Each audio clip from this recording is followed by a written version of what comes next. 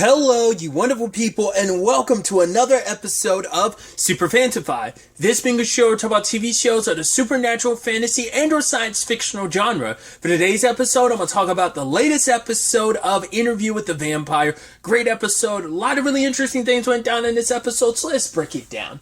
Well, first and foremost, I do love, obviously, we're getting, we're focusing on Daniel's, like a tiny bit. Obviously, he can't tell, I guess, his editor or, his agent or whoever it is he's responding to. He's like, right, I'm working on a book. It's not like an article, like, they're expecting something, and he's like, right, I gotta take my time with this. He is slowly but surely piecing stuff together around Louis' staff, because he's asking the guy, because it's like, oh yeah, the guy referred to it as like, oh yeah, sent a message to your electronic mailbox. And even later on, he has this like note on his computer of like, okay, trying to figure out more about the help. Because I guess if he can find out more about the help, it could give him a better understanding of everything around Louis. But the fact is that guy used that very specific phrasing. Instead of saying email, it's electronic mailbox. And his note was, does Louis make his servants talk like that? Is it just because that's how he talks and it's a more elegant way to talk? Or is it just that Louis is so very old-fashioned that there's certain mannerisms and ways he speaks that are still rooted in that time period? So when email before, or maybe that's just who he is, that he's like, oh, it's so informal, shortening things to just email. Like, it's like, no, what it is at its true essence is electric mailbox. That's what it means, electrical, so I'm wondering if that's what that is. And I thought that was such a fascinating thing, especially because he learns that a guy, he's like, wait, you're not a native, I thought you were a native to Dubai. And he was like, it is Dubai. He was basically saying like, Dubai is a child. No one's a native here. So how I interpret that is like, this city is so young in the grand history of humanity that there's no way you can be like, oh yeah, anyone's a native to this place. How can you be native to something that's still so fresh and new? That's how I interpreted it. At least that's what it came across for me. But he was also asking about the guy that Louis fed on. I don't think it was last episode, but maybe the episode before last. He was asking, like, right, do these people know that Louis is a vampire? Like, how much of his staff actually know? Because it's like, oh yeah, you're drinking their blood, but like, how many do they, like, know? Does he just compel them to, like, forget or not really notice? Like, he's asking questions like that in his notes. Trying to get a fuller picture because, once again, Louis is going to have his bias thing of he's going to tell you what he wants to tell you when he wants to tell you. I mean, you've already been through this rigmarole before, and he didn't kind of give you all the juicy details. He left out quite a bit. So now you're kind of like, right, I can't always trust him to tell me everything because how do I know, like, years down the road, I'm near my deathbed, and he's like, actually, there's actually more I needed to tell you, So I think that's why he's like, I'm going to get the true story on my own because the truer story is typically what you're not willing to share. And that really comes up this episode, too, because Daniel found out, it's like, wait, here's all these journals about Claudia. Why didn't you bring this to me in, like, 73? He was like, yeah, but why would I give it to, like, such a young, like, almost, like, hot-headed reporter? But it's also like, yeah, like, Louis has his reasons for not wanting to share those diaries because it's like, right, you have two children of your own. What if you could read every word about how every word, every moment, every detail about how you failed them and have it kind of thrown back in your face? And the last thing he wanted to do was give that to a reporter to have that even more blast in his face, his failures, his shortcomings as a parent. Just thought that was kind of like an interesting element to the episode. But focusing on the past, we're immediately picking up a lot of the story. I do appreciate it is told from, obviously, Claudia's perspective because Daniel is reading her diaries in particular and how she thought she was initially being saved by an angel. It's like, yeah, I was light as a feather in his arms. And it's like, oh, here's this one angel and here's this other angel that bit me. It's like in that moment, she's like, yeah, I soon realized like, oh, I wasn't in heaven. I was just in a really fancy room. And I do love how they handle a lot of the stuff with Claudia because I brought it up previously. I remember how the story ends to some extent. I don't remember how you get there, but I know what the end result is, and I recognize like the tragedy of that story, but I forgot a lot of the complicated nuances of how complicated and because right, she's stuck being the age she was turned, and obviously True Blood dabbles with that a little bit. It kind of enters in that same territory, and I don't know if this handles that the same way. You kind of don't want to have that same conversation. all I'll say is, if you're familiar with Jessica, Deborah Ann Wool's character, I believe that was her character's name from True Blood, there's a certain aspect about her character about being a vampire that became an issue. I don't want to have that same conversation with Claudia because she's a 14-year-old, but it's also that thing of, well, she's, I mean, and then you kind of enter that thing that's almost like an anime trope of like, oh my god, here's this very like lolly character, but it's like, oh yeah, I look 14, but I'm actually 1,000-year-old dragon or something like that. It's like that cliche and joke, right? But that actually like real sad aspect of being trapped at that age of like, she was captivated by the wonderment of it all, like, oh my god, this new experience. And she had picked up on some stuff here and there about like Lestat and, well, Papa Louie, Daddy Louie, and Uncle Les, about like, yeah, they had a very like interesting relationship. But I did like that, and well, because Lestat's the one that made her, he can't hear her thoughts anymore, nor can she project her thoughts to him for like for them to kind of have like their little like thing back and forth. But because of that, it kind of made her and Louis' bond even stronger, because now they have something they share that she can never have with Lestat. But I think in my head, I misinterpreted that, because once again, Louis like, yeah, Lestat says something about sacrificing like creation. It's like, right, when you make something, you sever that connection that could be there. So for them, it's almost like, yeah, Lestat's no more than a mortal. Like the way Lestat can't read our minds makes him more like a mortal to us than anyone else. Because that is kind of interesting. These two people are these ongoing, potentially could be eternal figures in your life. You will never be able to have that moment of being able to get inside of their mind. It is this once again, this thing that only Louis and Claudia get to share. And but circling back to what I was trying to say, I misinterpreted that because I kind of thought like, right, by when you become a vampire, you lose the ability to read any vampire's mind. It's like, no, it's specifically the vampire who makes you can no longer read your mind. So you will never, like, once again, so Lestat and Louis will never have that connection, nor will Lestat and Claudia. And there's a whole conversation about, well, who does she take after more? Because Claudia is like, wait, I'm supposed to kill that guy. It's like, well, you kind of don't have to. Louis coming at the perspective of, hey, you could eat animals and stuff like that. But Lestat's like, no, you could go buck wild if you want to, if you really want to. And the first person she came across, she didn't eat. And I'm curious, is it because she has such a refined taste that she was almost like, no, you don't take, like, no. Like, because he seemed defenseless and helpless. But the other guy, the cop, she went after specifically. I wonder what, maybe because she felt like because of that alcohol in that guy's blood, maybe it made his blood not as appealing to her. But now this other cop, it's like, he's virile, the blood's pumping, it's delicious. It's like, no, you don't kill a cop. But then it turns out, she's like, no, I'm still hungry. He's like, Louis like, there's no way. You ate a man twice your size. But Lestat puts it as, well, she is a teenager. She's a 14-year-old, so she has the metabolism of a 14-year-old. Probably being a vampire, like, heightens your metabolism, or whatever it was. It's probably going to be a little, like, higher, a little faster than what it was naturally. And you add in the fact is that she is a little girl. Kids, your metabolism is at its fastest when you're younger, so it could be that, it probably got heightened maybe a little bit by her being a vampire. So unlike Lestat, Louis, they could feed off one person and be good. She needs two bodies. So it's like, and I love, once again, the fact is that this show takes the time to have like these very like silly moments between them. To me, that feels like a relationship, that they have like these silly like, oh my god moments of like, she doesn't understand French, so when they're arguing in French she thinks it's kind of funny, until later on she's like, yeah, I kind of miss it when they argue in French, because them arguing in English means you can hear it. You can't like, there's no being naive and being like, oh, I have no idea what they're arguing about. When they're arguing in the same language you understand, it makes it not as fun. So but it's like the whole like fact is that she has to sleep in the same coffin as Louis, and she's asking all these questions, and she's writing like while she's in the coffin with him, and Lestat's like, stop it, put down the pen. And she's like, how old are you? Like, wait, if you made me and Louis, who made you? And he's like, not answering those questions, which I would assume, and maybe I'm wrong, but I would assume even Louis doesn't have those answers.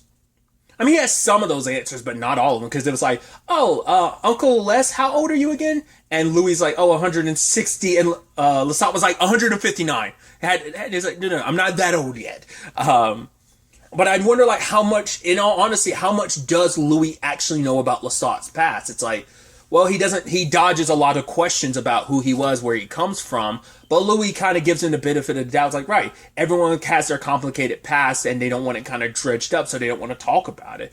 But because for someone young like her, and that was something that pissed off Lestat, it's like, she's so inquisitive. He's like, well, she's up here asking all these existential questions. She's a teenager, but Louis is like, yeah, she's a teenager. That's the most, like, existential you're going to get a lot of times in your life until you hit that midlife crisis. I mean, for her, she'll never hit that official midlife crisis. Mentally and emotionally, she'll be there. But it's also, and that's where we kind of get into the nuance on Claudia's situation, that I remembered that being an aspect of the character. Once again, for the little I remember about Kirsten Dunst's version of the character in the movie, was like the whole thing of, yeah, you're perpetually stuck as a child. It is the most god-awful thing about being a vampire at such a young age. You're not even an adult. At least Jessica, like, despite her virginity circumstances and every time she had sex, her hymen would grow back. That's the thing I was kind of dancing around, and I was like, man, why am I dancing around? Just talk about it. Once again, because I'm not having that same conversation with Claudia, but I'm saying, like, you know, that's why I use Jessica, because, like, she had, like, a very unique circumstance as a vampire. So does Claudia, like, her, and it kind of enters that territory of, like, you're a little girl. Even when she met Charlie, like, he was like, you look pretty young for your age. And I felt like, because in my idiot brain, I'm like, oh yeah, she says she's been 18 for a couple months, and I was like, oh, well, at least you're stuck at 18. I didn't realize, like, oh no, it's her 18th birthday. She just turned technically 18, but she's stuck being 14. So she's, hey, I look super young for my age. Everyone in my family does. It's like, that's kind of a funny line. I went on a huge tangent there. Just my point is, I didn't remember that. I mean, that being a complicated thing of being stuck as a child. You're always going to be like that. You're never going to be able to grow. Because especially for her, where she gets to see Louis and Lestat be in love and sneak off into their coffins. And it's like, that's something she's not familiar with. And Lestat took her to a place where couples get together. It's like 1 + 1 = 1. And she was watching this couple, like, have sex. And it is that, and she even says that experience woken something in her, because she never, like, because I think Louis and Lestat would always do stuff, but it would always be in the coffin. She'd hear it, but this is the first time probably ever seeing sex actually happen, and it made her go like, wait, like, she's, you know, legitimately probably curious about it herself. Once again, she's, like, older at this point in time. She is, at that point, she even, when she's talking to Charlie later, she's 19. Because none of them really thought about the fact is of what it meant to be stuck as a child. Because Lestat and Louis didn't have to worry about that. You know, they were just more, I mean, Louis in particular was more so worried about saving her. But was it just, there wasn't altruism with that. As I've talked about in something recently, it is a case of self-interest while also trying to be altruistic. Self-interest because he's trying to make up for the fact is he failed Storyville. He's the reason why this all went down. He even tried to explain that to Claudia, that sometimes he's like, right, Lestat goes out because I don't like seeing his killings because it's so extravagant. He's like, you can have, like, very subtle deaths, kind of like me, make it quick and painless, or you can make it extravagant. And so it was a conversation about how death does, it's something that she has to learn, that death does have consequences. Killing has consequences. He's like, what happened to you being found in that, finding you in that burning building? That was a consequence of one of my kills. So it's something that you have to be mindful of, you have to be careful of. And sadly, she suffered her own consequences at the hands of what she is. So, but I did love that she's like, right, I love Papa Louis, he's the one I like the most, but me and Uncle Les do have we probably have some things in common. That's what kind of unites them, because even Les kind of sees a little bit more of himself in Claudia than maybe Louis does. I mean, because Louis even admits, like, he's kind of given into his thirst, and it's caused some issues because of that. You also have, like, it's been some years, and now that's also the thing, like, we're like jumping in and out, so it's never clear, like, how much time has passed, because it was probably like I don't know if it was still like 1917 when Claudia first turned, which I think it is, because she was like 14 at the time, so it's like 1923, so it's been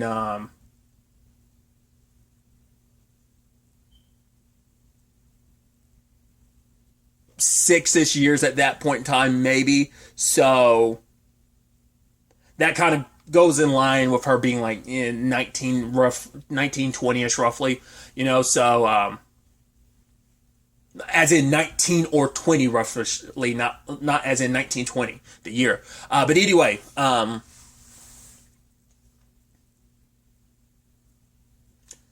she actually tried to, because of that swelling up inside of her, not wanting to just be that little girl anymore, she tried to dress more and more womanly, you know? And obviously those women like, oh, look at Darky trying to like got into her mama's wardrobe or something like that. It's like, Jesus.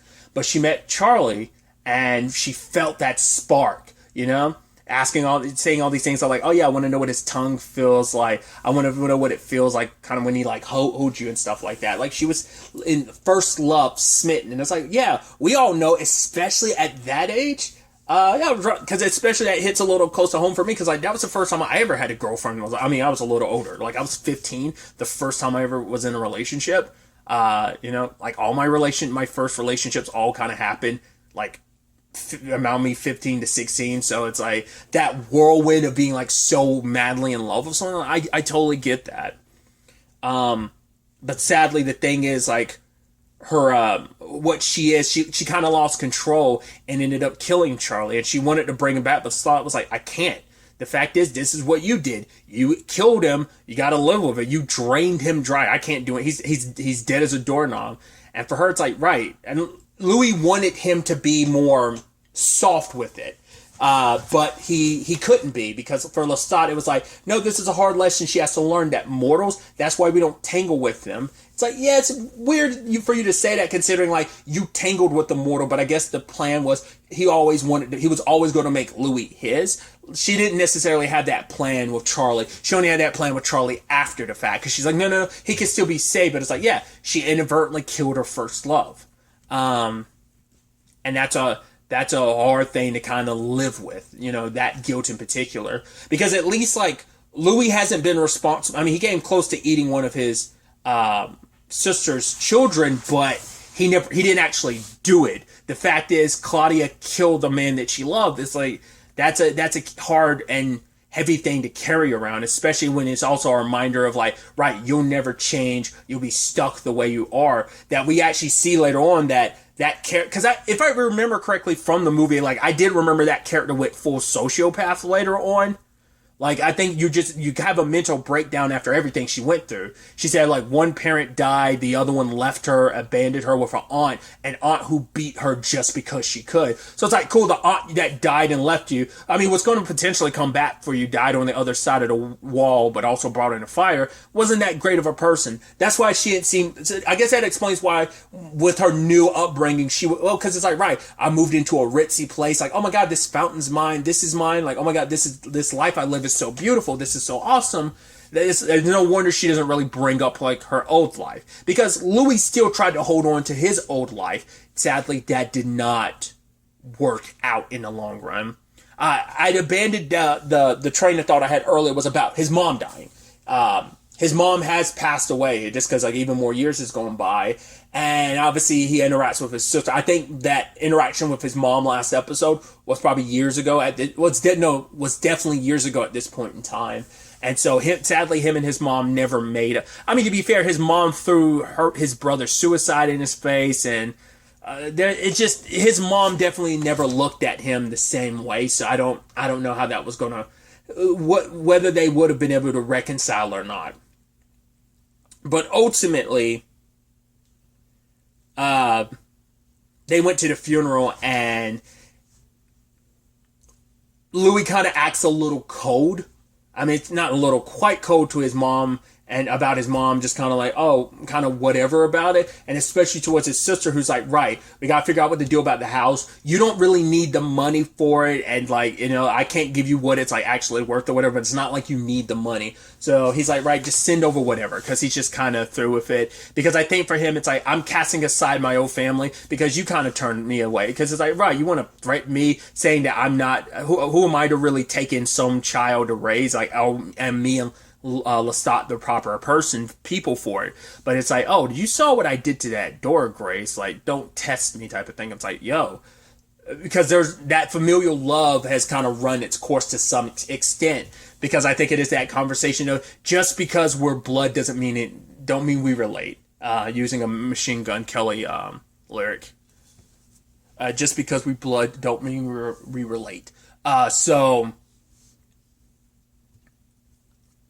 I think it's like, right, I found my new family. But even that's just something like kind of, it's effed up to say, but once again, I hate when I censor myself. It's fucked up to say, but it's kind of a hodgepodge situation of, as Daniel kind of puts it later on, oh, this little girl was a band-aid to a fucked up marriage, which even he's like, yes, eventually she became that. That's what she was. Because Louis and Lestat were in a good place at the time, and then came along this girl who, it's like, yeah, they fought, but they were also able to have so many fun times and laughs, but, it was just a band-aid for a big festering wound that was Lestat and Louis' circumstances. It's like Louis wanted to leave, but then he decided to stay because he saw Claudia as his second chance, as his redemption, the kind of like, the things he could never have. It's like, now I can have, so I'm going to make things with Lestat work, even though we are both on opposite sides of like, right, Louis back to like feeding on fish and stuff like that, because even more so after like, yeah, Storyville literally burned because of what I did. So